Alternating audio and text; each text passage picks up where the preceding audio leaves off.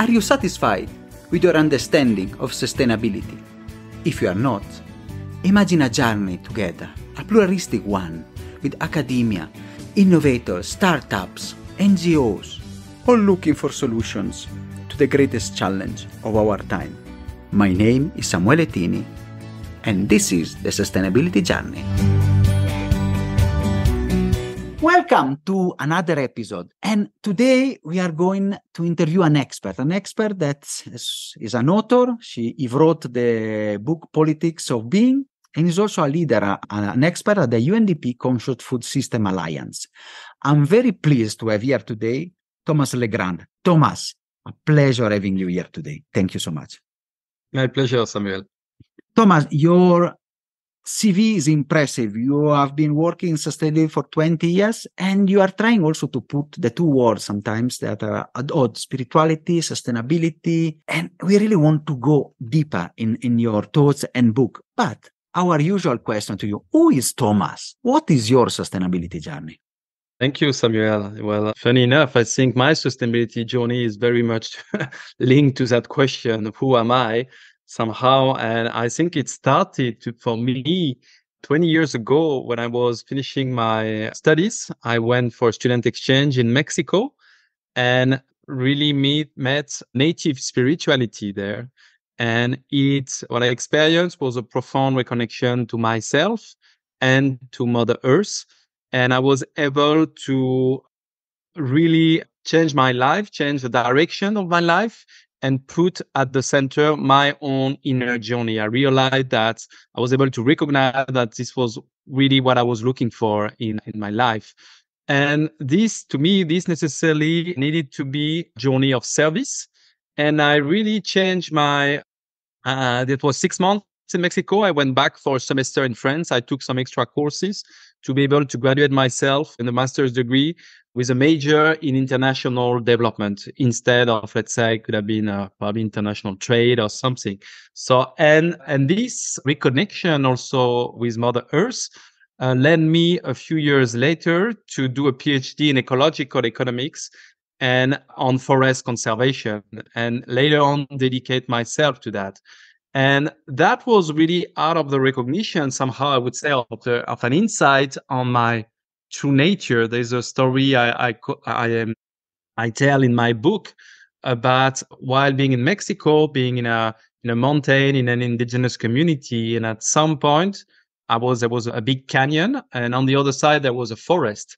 And at some point, I was able somehow to feel as if I was on the other side of the canyon, as if I was a forest and the forest was in me. And I think that remained an important memory of this kind of recognition. I feel I'm as a soul, very linked to the forest. And that was the beginning of my sustainability journey, which led me to work on forest conservation with the UN in different parts of the world.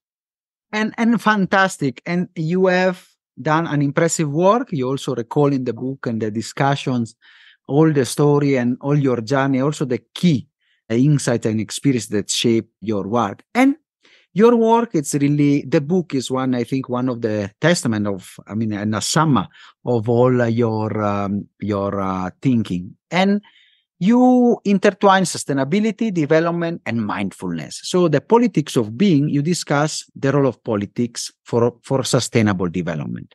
We know that sometimes politics is associated with a negative acception for people.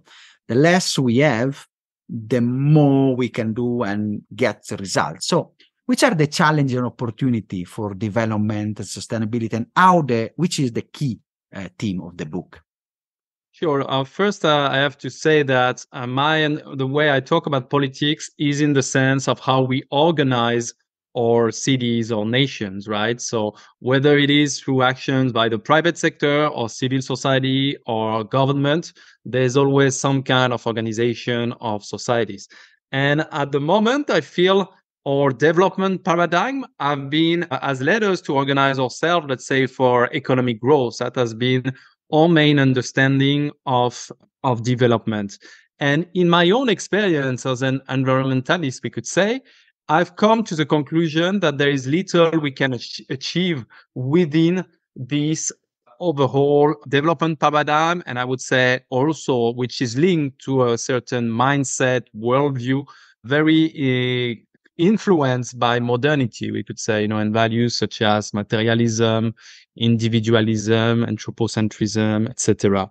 So, and I've been, because in my own spiritual journey, I've really found that spiritual teachings were really instrumental for me to understand the happenings of the world, especially in this transition that we are facing, and that many, spiritual traditions have told about an evolution of humanity or growing into adulthood.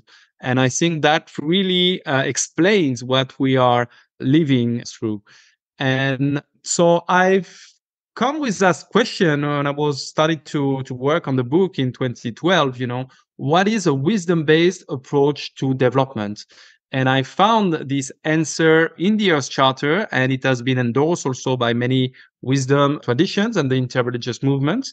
And it says, when basic needs have been met, human development is primarily about being more rather than having more. And so my book, Politics of Being, is about organizing societies for being more. And I found out that nobody had yet defined what it means, both theoretically, but above all, also in terms of concretely, in terms of implementation, which kind of policies in different sectors, how we should design our systems in order to be more and rather than to have more as it is at the moment. So that is the politics of being. And it took me 10 years to develop that work, which I'm happy to see recognized as very foundational and a breakthrough in that reflection. Fantastic. And then maybe as a subsequent question, can you give us maybe the 3-4 key points and recommendation for transitioning from this paradigm of having to the paradigm of being?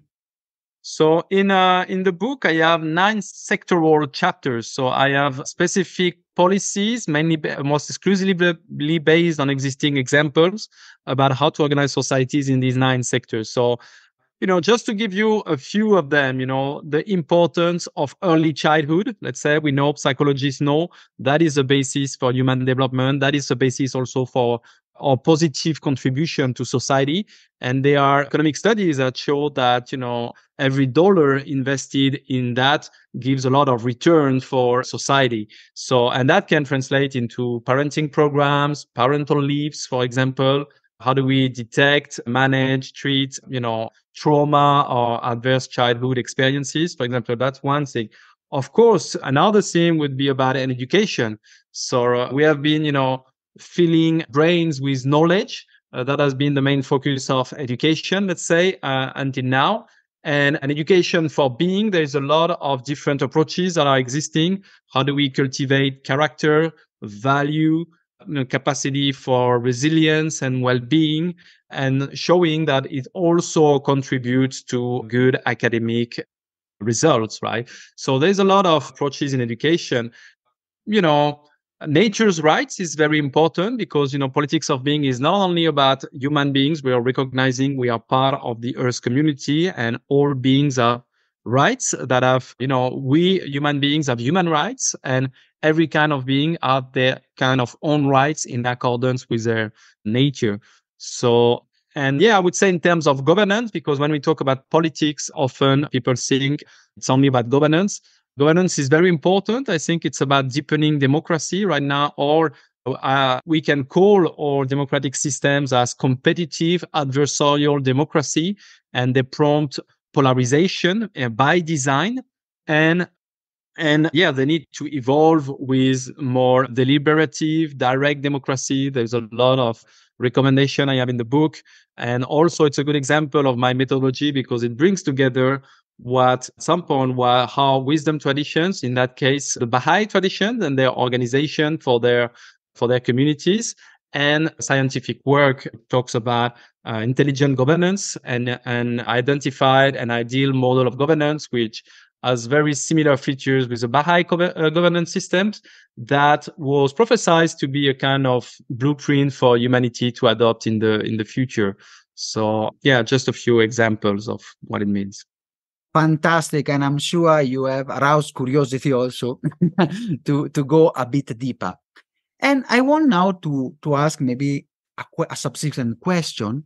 One of the practical area where you are trying to put at work your theories, your methodology, and your work, it is in the development field with the United Nations Development Program and the Conscious Food System Alliance. We know that food systems are crucial, especially for the good development of people, because it has, especially not only for emerging market, but also for developed market, food system and food, it is now becoming one of the base and the foundation for a good society. Can do a lot of triple on income, on well-being, and on our biodiversity. So conscious food system seems a paradox. I mean, we are used to being how much fertilizer you put, what is your output production. So can you provide some more insights? Which are the objective of the alliance? How do you want to transform with this initiative the food systems? Yes, thank you. You know, there is this sentence from Einstein that somehow you can't solve a problem with the same mindset that created it. So we need, to be able, and it's very clear in food systems, we need a different mindsets to deal with the problems that, industrial agriculture has created. And we know that paradigm of industrial agriculture has no future. So we need to evolve that. And in this Conscious Food Systems Alliance, we are only looking at the inner dimension of this transformation. So we use a concept of inner capacities in which, all the inner dimensions are there, whether it is, you call it mindsets, values, worldviews, beliefs, or we also use the term transformative qualities and skills. So we are looking at all of that and see and have identified specific entry points in the food systems. And for example, if you look at the local level with farmers, so first you say we have a lot of, we see a very strong convergence with the regeneration movement. People in regenerative agriculture are usually, especially the one that have a deep regeneration, perspective.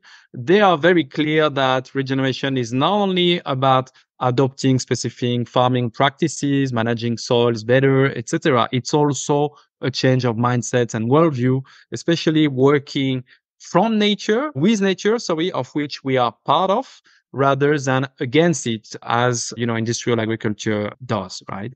So at the local level right now, we're having some discussion, for example, on farmers' well-being and psychological resilience. That's a big issue. We know maybe farming, maybe the occupation with the highest rate of suicide in the world. Farmers are facing climate change. We are talking about, climate resilience. The psychological resilience of farmer is very instrumental and will be more and more in the future. We are looking also of, how do we, because just recognizing that at the local level, the determinants, if you look at long-term sustainability, the farming techniques, they are evolving, many things are evolving, but in the long term, what would make a difference between sustainable community and, communities that will not be sustainable, I think will have a lot to do with the kind of values, social capital, etc., that these community hold. So we are working also on that. Another aspect is, how to strengthen, revive traditional wisdom for conscious food systems. We know, for example, indigenous communities have long had food systems that were very sustainable. Unfortunately, because of external pressures and their culture and communities being weakened, we see this knowledge increasingly being lost and these values being replaced. And so how do we can consolidate rather these models and traditional worldviews, values, etc. We're looking also at how to approach policy processes from a different place, from a place of care and connection to oneself, others, and nature, maybe starting with a retreat, for example. How to foster more collaboration between different types of stakeholders, which means, how to build safe, transformative, connecting spaces where we can have the deep discussions we need. How also to evolve organizational cultures, both in private organizations, but also in public organizations. And finally, the whole thing on conscious consumption.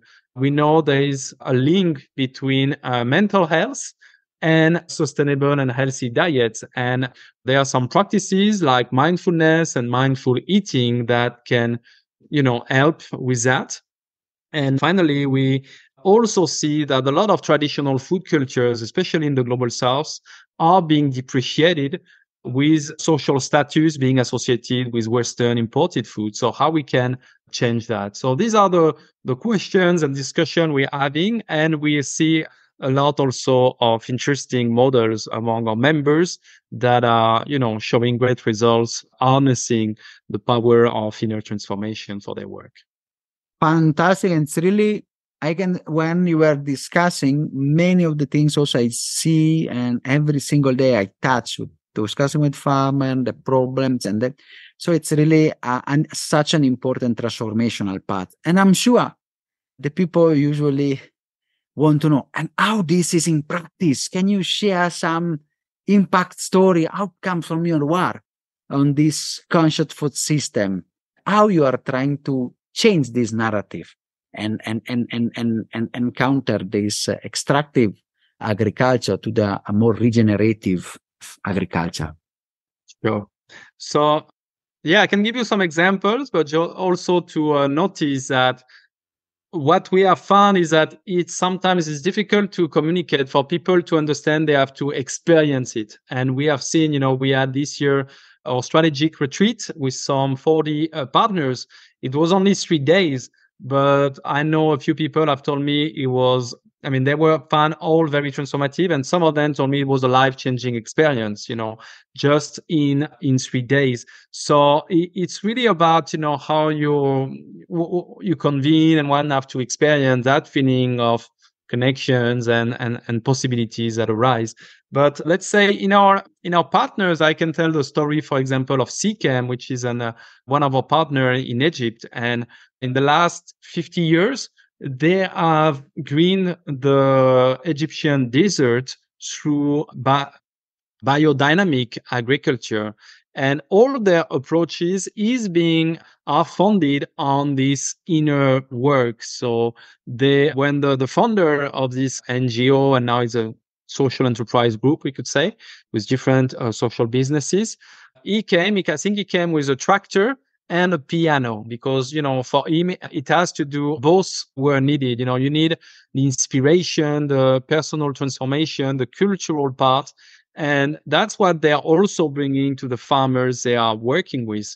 And even for their employees, they leave 10% work time only dedicated to personal development, artistic work, cultural work, etc. So they really see that human transformation as instrumental to be able to achieve what they are achieving. So that's a wonderful example. You were talking also about narratives. So at the moment, we had a call for proposals, and we selected 4 interventions, very, short interventions. One of them is about how to frame different narratives on food system transformation, and that is targeted to communicators, journalists, etc.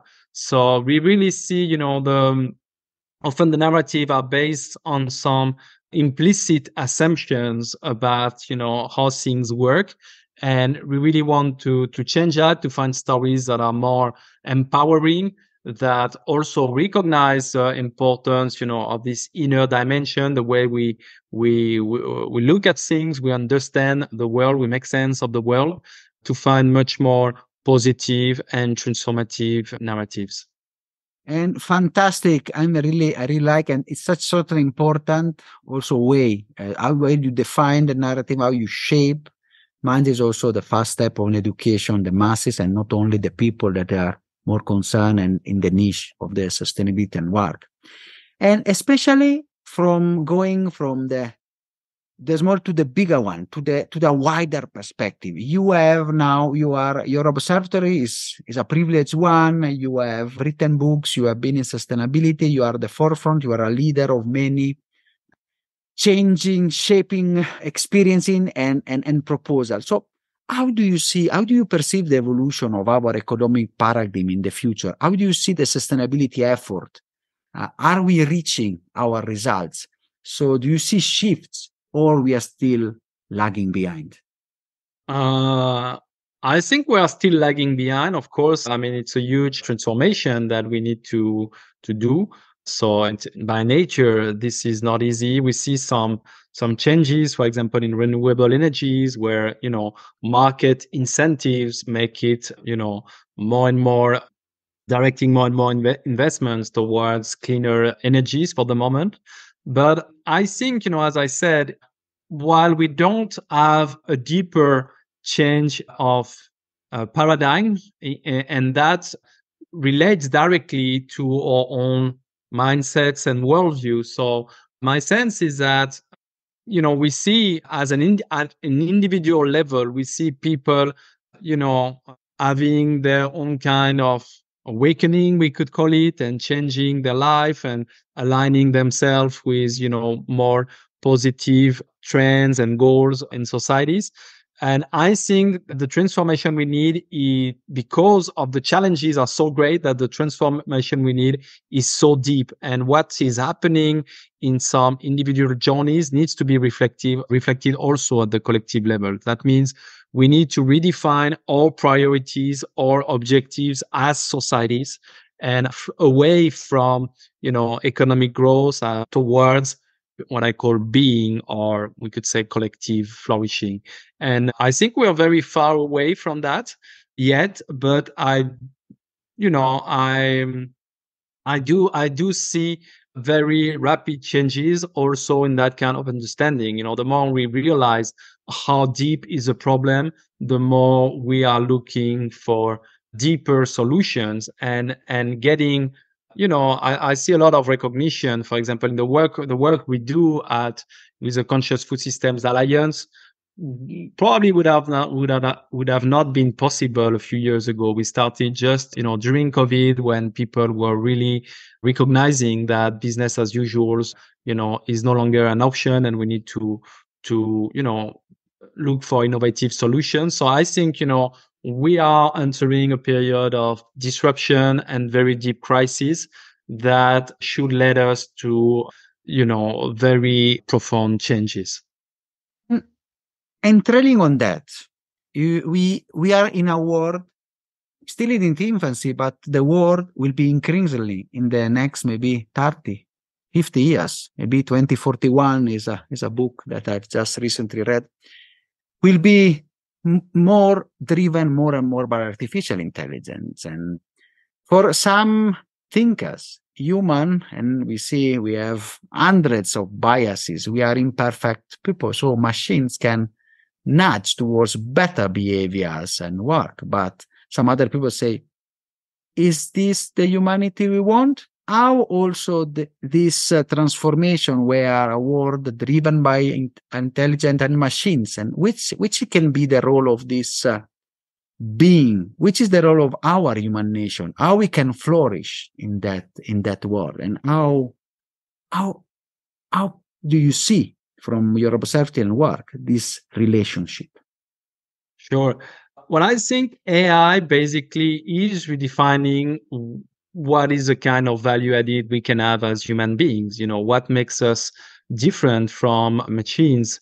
So in the book, for example, I'm saying that, there's an initiative called WISE, who has asked education professionals, what is the future of the education? What kind of skills will be more important? They say it's not about knowledge. Knowledge is, changing very fast, is increasingly available everywhere. We have AI to process it.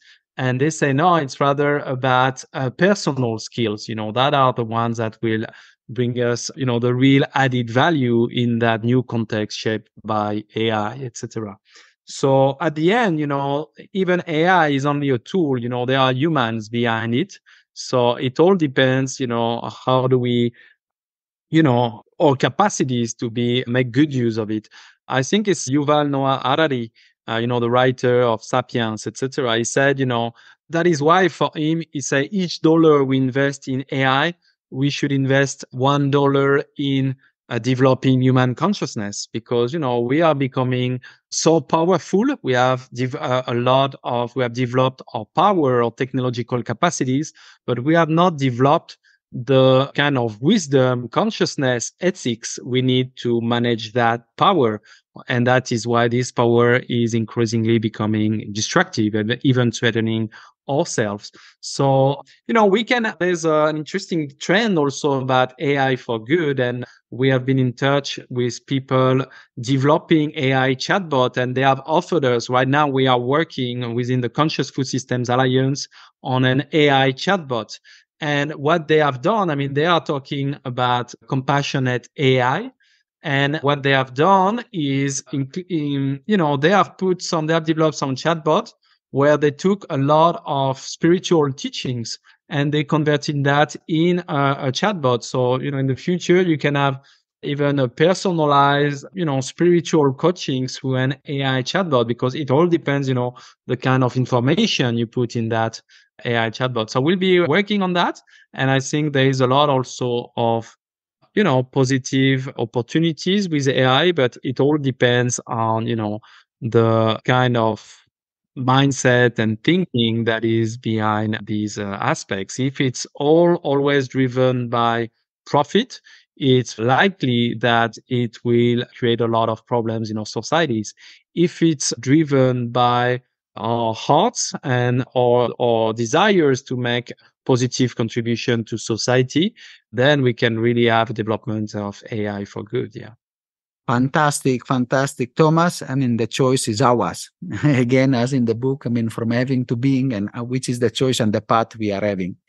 And it's been a wonderful episode full of insights. I know people that are wanting now to learn more and discuss. But lastly, can you give us, especially to our audience, some advice from Thomas, let us say, to our audience, what we can do, which are the practical steps we can really follow on this path? So in the book, I gave a whole policy agenda of what a politics being means in many different sectors, so that, wherever you are, whatever is your work, there is a role for you. And you can find the book on Amazon or go to the website, politicsofbeing.com. But at the end, I think we all, as I said in the book, it's about politics of being is about aligning all institutions with our true reason to be here on Earth, becoming who we are, the best and most complete version of ourselves. So rather, it's an invitation, I would say, to just open up, to yourself and to reality. Just, make some pause in your days to be able to truly connect with yourself, with what matters to you. Go for a walk and, listen to nature. What does it tell you? And from there, you can find your own calling. You can find your own mission on this earth. And we all, I think, on a collective mission, very important. This is maybe, the most important decade of life on Earth, right? What we do today will shape the future of the Earth for a long time. So we're all here for a reason. And once you find it, it makes your life much easier and you can feel, much more in harmony with life. So that's what my main advice is to reconnect with yourself, nature, and the people that are around you, reconnecting really with life and our purpose for being here. Fantastic, Thomas. It's a very powerful message, often overlooked, but we really want to thank you so much for this wonderful episode, such an insightful one. Thank you so much. It's been a pleasure and honor having you. Thank you, Samuel, for the great discussion. Are you satisfied after this wonderful episode? Let's continue together our sustainability journey.